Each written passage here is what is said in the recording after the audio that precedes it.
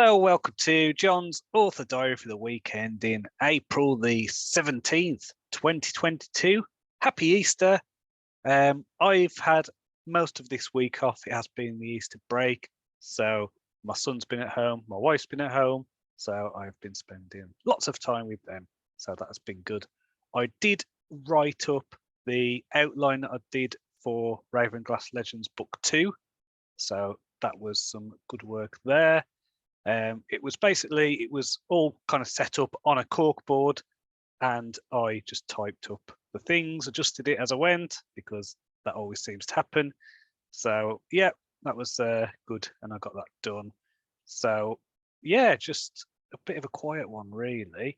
In terms of reading, I have read quite a few things this week.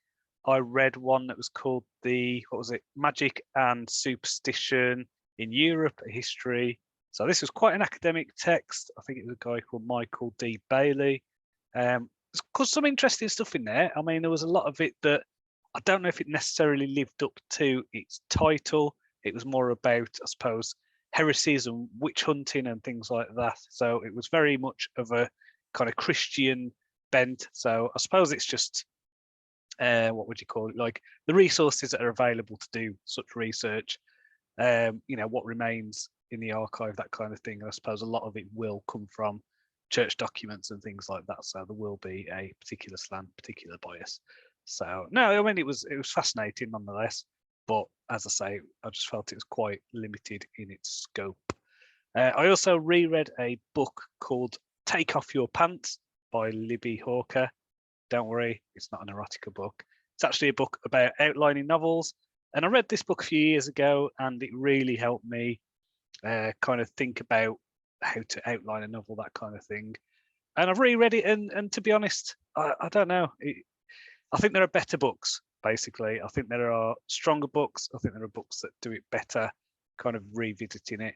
So it was still good to remind myself of a few things, but it's not one that I necessarily need to revisit again in the future. I also finished Eye of Obscurance. So this is the first of the Fate of Wisdom's books by Jeffrey L. Kohanek. He assured me that I didn't completely butcher his name last week. So that is good to know. We'll see whether I have repeated that.